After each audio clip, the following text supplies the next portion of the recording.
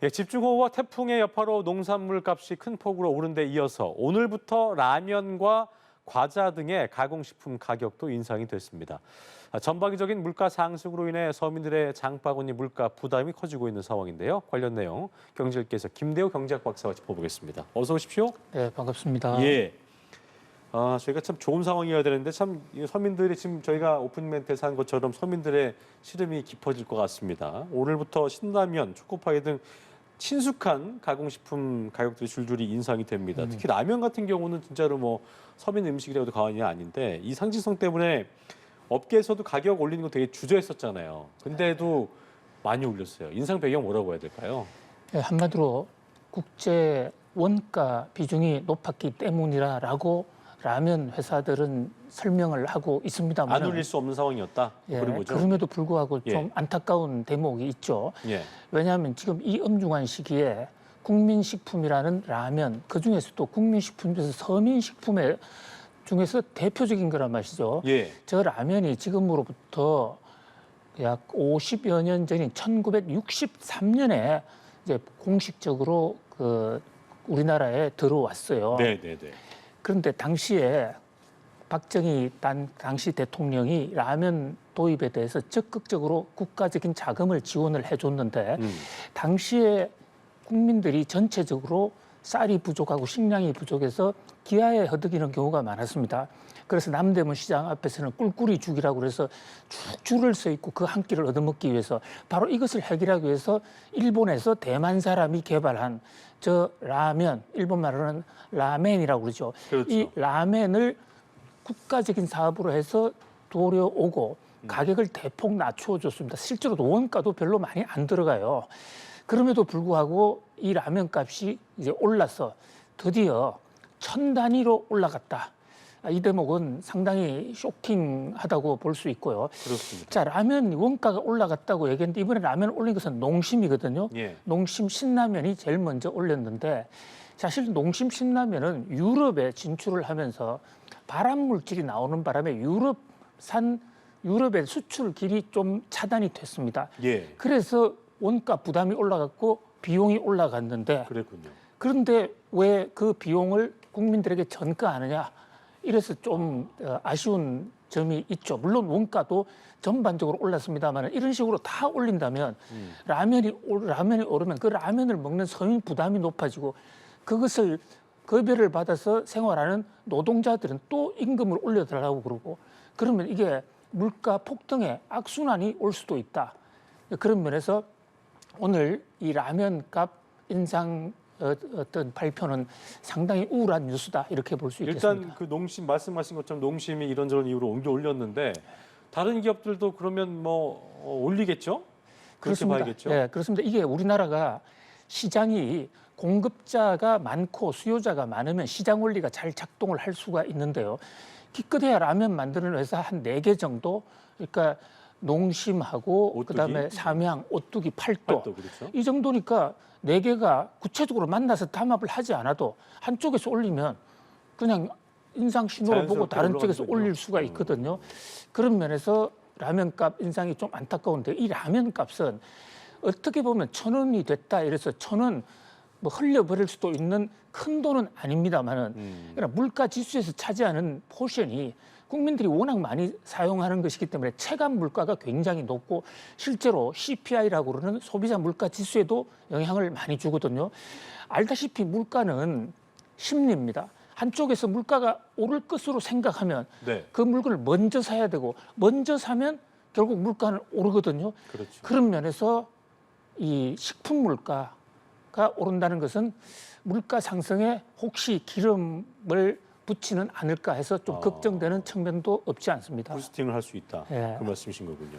어쨌든 가공식품의 가격 인상이 결국 서민들의 어떤 지갑 또 지출 압박으로 이어질 가능성이 높아서 우려가 좀 큰 상황인 것 같은데 그러니까 장 보러 갈 때마다 이거 이렇게 올렸어. 예전에 보던 그 금액이 있는데 예. 거기에서 한 20% 30% 올라가게 되면 특히나 이제 뭐 라면을 주로 파는 뭐 상인분들 같은 경우는 또 얼마나 힘드시겠어요. 그러니까 이런 것들 때문에 실물 경제에도 미칠 영향도 저희가 살펴봐야 될 텐데 어떻게 예상하고 계세요? 그렇습니다. 특히 이제 라면은 서민들 또 그 그 호화로운 식사를 하기 어려운 중산층들이 주로 먹는 음식이라는 점에서 그게 특히 생필품을 지출을 완전히 없앨 수도 없고 그러다면 라면 값이 오른 만큼 서민들의 실질 소득이 줄어들거든요. 그렇죠. 실질 소득이 줄어들면 결국은 이 부의 양극화 또 서민들의 경제적 어려움 가뜩이나 지금 이 코로나19를 거치면서 어려운 사람들이 좀 더 어려워지는 그런 경향이 있는 마당에 예. 라면값 상승이 주는 심리적 효과는 적지가 않다 이렇게 볼 수가 있습니다. 라면뿐만 아니라 지금 또 간편식 식량 대용으로 먹는 초코파이도 가격이 올랐어요. 오리온 초코파이는 이번 가격 인상이 약 9년 만이기 때문에 라면보다는 자주 올리지는 않았습니다. 그렇지만 이런 것들이 식품 가격들이 전체적으로 이제 연쇄적으로 다른 가격을 상승시키게 되면 그렇죠. 물가는 더 오르고 경기는 나빠지는 이른바 우리가 우려하고 있는 스태그플레이션으로 조금 더 다가갈 수 있는 그런 악재가 될 수 있다. 그런 점에서 지금부터라도 좀 사회 그 각 경제 주체들이 조금씩이나마 물가 상승 요인을 다른 쪽으로 전가하지 아니하고 자기들이 조금씩 흡수하는 근로자는 근로자대로 또 생산자는 생산자대로 정부는 정부대로 좀 비용을 스스로 안고 소화시키는 이런 고통의 내재화가 필요하다 이렇게 봅니다. 예. 윤 대통령이 경기 회복, 오늘 출국기 문답에서 경기 회복, 물가 상승 중에 서민들의 실질 임금 하락을 가져오는 물가를 먼저 잡는 게 정부의 기조라고 이제 강조를 했는데 보통 저희가 경제학 언론에서 보면은 경기 부양책을 할 때는 금리도 낮추고 꼭 경기 쪽 뭐 좀 금리를 높이면서 뭔가 좀 이렇게 돈이 많이 풀려 있을 때는 또 딱 쪼이잖아요. 그런데 지금 물가 잡으려고 물가를 잡으려면 금리 올려야 되는데 또 금리 부담 경감 조치를 얘기했어서 이게 뭐 시장 친화적인 방법으로 물가를 잡는다는데 그게 어떤 건지 그리고 실효성이 있는지도 궁금하더라고요. 예, 윤석열 대통령이 어릴 때 읽었던 가장 인상적인 책을 밀턴 프리드만 교수의 선택의 자유, Freedom to Choose라는 책을 꼽은 적이 있습니다. 오늘 윤석열 대통령의 그 기자들과의 만남, 그러니까 도 스태핑에서 한 얘기는 바로 선택의 자유인 밀턴 프리드만의 얘기와 일맥이 좀 상통해요. 그러니까 이 경제에서 우리가 흔히 두 마리 토끼 얘기를 합니다. 잡아야 되는데 두 마리 토끼를 같이 데리고 가야 됩니다. 하나의 토끼가 물가라면 하나는 경기 또는 고용이라는 경제의 양적 지표거든요. 이 두 마리를 다 한꺼번에 잡기가 어렵다. 이게 밀턴 프리드만의 얘기입니다. 그래서 이 상황에 따라서 어떨 때는 물가라는 토끼를 먼저 잡고 어떨 때는 경기나 고용을 먼저 잡아야 되는데 지금 상황은 바로 물가를 먼저 잡아야 될 시점이다.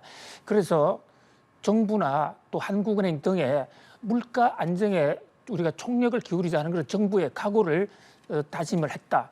사실 이러면은 지금 우리나라뿐만 아니라 미국이라든지 유럽도 현 상황에서 물가가 지금 미국은 8.3% 올랐다고 오늘 윤 대통령이 직접 그 숫자까지 지적을 했는데요. 얘기했었죠. 예, 이런 얘기까지 하고 있는 상황에서 8%라 물가는 사실은 살인적인 물가입니다.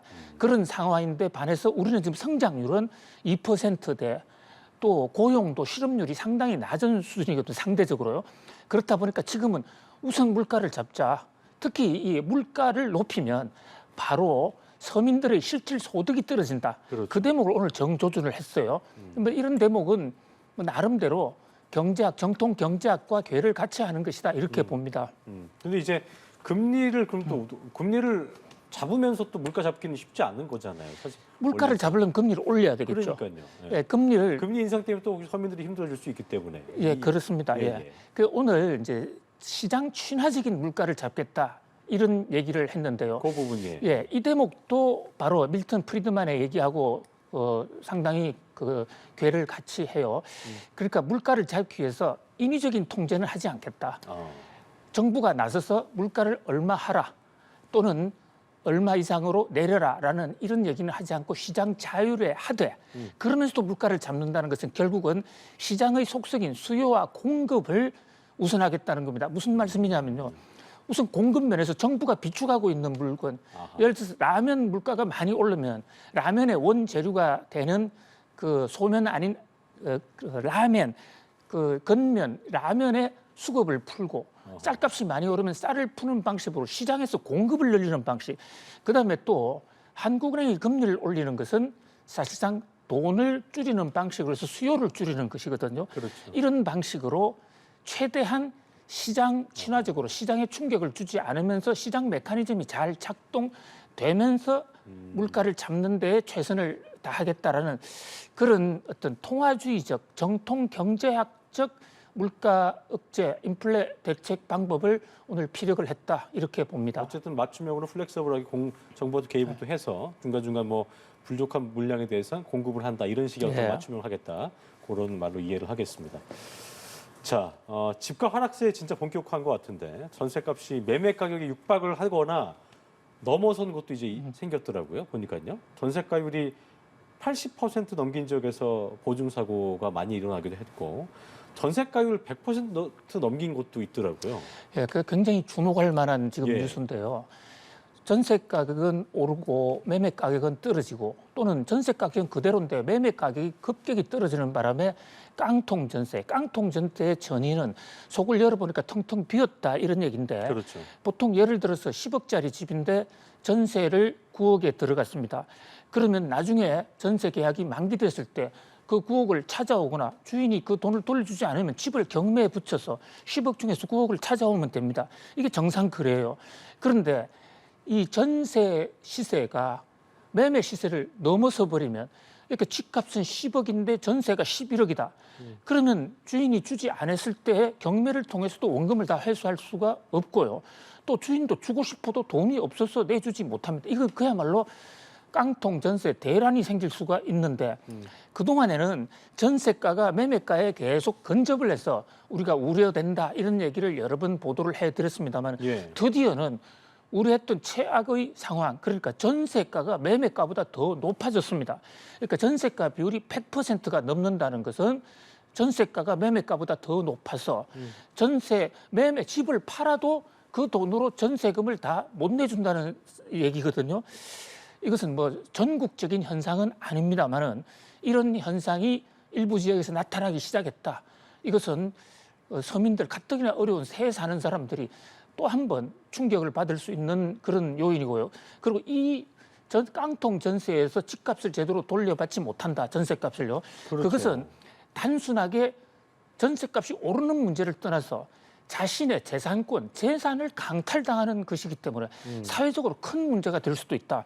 그래서 이제 정부에서도 이 전세가율 높은 지역을 수시로 아예 공시를 하겠다. 필요한 지역 가장 주의할 지역이 어디예요? 지금 현재 정부가 각 지역별로 발표를 했는데요. 지금 그래픽에도 나와 나오고 있습니다만 있네요. 예. 서울의 강서구 일대라든지 예. 또 영등포구, 또 인천, 뭐 전국에 여러 지역이 있습니다. 이것은 정부 사이트를 좀 들어가서 세심하게 좀 지켜볼 필요가 있는데 일단 100%가 넘은 지역은 전세 계약을 함부로 하면 굉장히 곤란하고요. 부산 연제구는 128%네요. 그렇습니다. 예. 예, 100%가 아니라 하더라도 80%가 넘으면 우리가 비상 일단 그 경고등을 켜거든요. 어허. 그래서 90이 넘어서면 상당히 위험 수준으로 올라가기 때문에 이 대목은 신규 전세를 할 때 그러니까요. 이를테면 이제 그럴 때 할 수 있는 최선의 방법은 일단 그런 집하고 계약을 맺지 않는 것이고 그리고 저 지역이 전세가율이 120이라 하더라도 모든 집이 그렇지는 않거든요. 그렇죠. 그래서 모 집집마다 전세가와 매매가를 잘 비교해 봐야 될 확인을 것이고 꼼꼼하게 해야겠네요. 예, 또 그다음에 이제 전세 보증을 받아서 만약에 사고가 생겼을 경우에 국가나 정부 기관에서 보증금을 먼저 받을 수 있는 제도가 있습니다. 이런 조금 비용이 들더라도 전세 보증을 한다든지 이런 대책을 좀 세울 필요가 있고 정부에서도 지금 하고는 있습니다만은 이런 신속한 정보를 각종 정보를 국민들이 소상하게 알도록 이래 누구든지 접근할 그렇죠. 선택을 할 수 있도록 하는 그런 어떤 선택의 폭을 넓혀주는 그런 조처도 동시에 필요하고요. 보다 근본적으로는 네네.